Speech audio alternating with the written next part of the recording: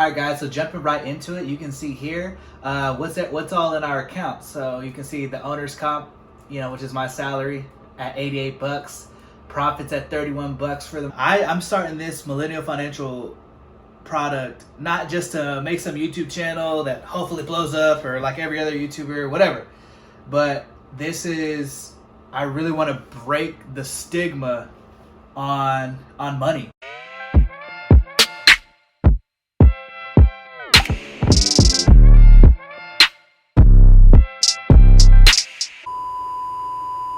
Alright guys, if you like talking about personal finance, entrepreneurship, or debt relief, then go ahead and subscribe. If you like the open content, then hit us with a thumbs up. And if you are a hater, then we will seek you in the comments. Welcome to another video where I try not to say a million times. Here's what we're going to be getting into for the video. We're going to look at the cash flow. We're going to look at the performance of the business. And then for what it's worth, I'm going to give you guys one of my business tips that's always kind of kept me pushing in some kind of direction. Once again, hey, thank you guys for investing your time, watching my video, giving me your feedback. It really means so much to me and I really appreciate it. So sit back, enjoy the video, let me know what I can improve on and what you'd like to see. Yeah, so this is kind of just like a disclaimer. I am not a professional. Yeah, obviously, right? I've only had a business for like a year. And we are $100,000 in debt. So yeah, it's kind of how to run a small business, but this is kind of our struggle of how to get out of so much debt. So yeah, please enjoy the video. Back to another episode of What's in the Bank Account. Damn, it's in my bank account. So you guys can see how broke I am. All right, guys. So jumping right into it, you can see here what's all in our account. So you can see the owner's comp, which is my salary at 88 bucks, profits at 31 bucks for the month. Overhead account is sitting at 27 bucks, and all the rest of the accounts, I just have to keep a minimum balance so I don't get charged or whatever, a fee, whatever. But yeah, very slow week for us. And I'm sitting on a check for about 1,800 bucks I haven't put in the bank yet. But other than that, nothing much going on. So if you here's last week's. We were 877 last week, 400 in the owner's comp. But yeah, we're very slow right now, so the bank account is actually a little negative this week. Here's where all the money went for the week. So personally, didn't spend too much money. I spent $6 on fast food compared to like the 65 bucks I spent last week. Bass Pro, spent like 58 bucks there. Got a sweet little hatchet. Went to the grocery store, spent like 85 bucks, and then I bought some paint and stuff just for some home improvement side projects. Let me know if you guys want to check those out. Our overhead. Now since we were really slow, we literally did almost nothing this week as far as money and work wise. For the overhead, we spent like 41 bucks. So we had $10 in Craigslist ads and $31 in bank fees. What? They're so high because I do I don't know if anybody's ever heard of the method Profit First for Contractors. It's a really good book if you have a construction business, highly recommend. And then getting right into the sales. We sold about $4,719 worth of labor hours. So that's just around 181 labor hours. So basically what that number is I send a general contractor some guys, and this week it was about 6. I charge a general contractor $26 an hour, and they only charge me $22 an hour. So it's a $4 markup, which roughs out to about what? 6.5 hours later. Yeah, which roughs up to about 15%. So I only made about 700 bucks on this. Not bad. And it wasn't the smoothest. Check out this phone call I got at 7 a.m. this morning. Owes me an hour and a half. His brother this morning, because Puerto Rico isn't here, did the same thing. Came in, put on his bags, then got on the phone, and he didn't start to work until 7:30. Y'all been here for a week. There's no reason, or a week and a half, there's no reason that y'all are just going off the reservation. Either get that in your head or get in your car and go home. But I'm tired of you stopping these other guys when I have them doing work elsewhere. Yeah, so a little racially charged, off the reservation, and referring to a guy as Puerto Rico.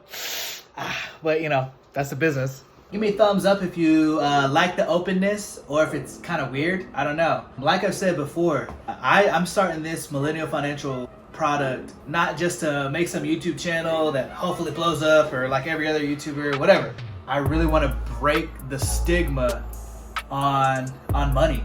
Like, why not? Like, anytime I personally asked about money when I was a child, then I was just explaining that you don't need to worry about that. It's rude to ask how much it's rude to ask how much money that someone else makes, apparently.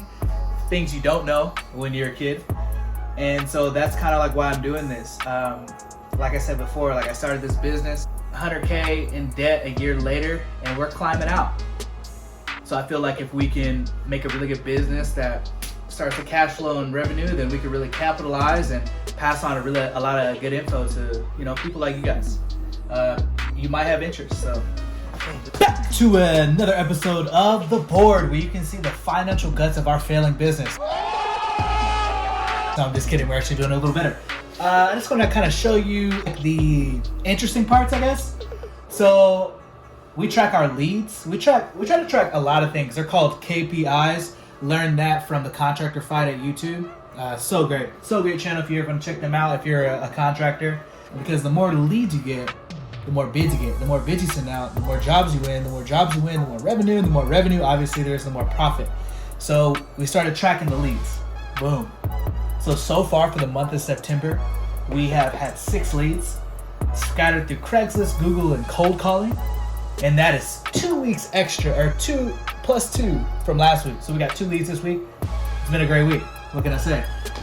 All right, sales for the month have climbed to 6,591. I mean, it's something, right? And then this is another KPI, or key performance indicator we're starting to track. In a year, we're trying to run $1 million. So September marks our fiscal year. So this month, we've officially been 1 month in the business. Now, we want to run $1 million in a year. So in order to run $1 million, we need to sell about $84,000 of work a month. Then, in order to sell $85,000 of work a month, I figure that we at least need to double that in bids.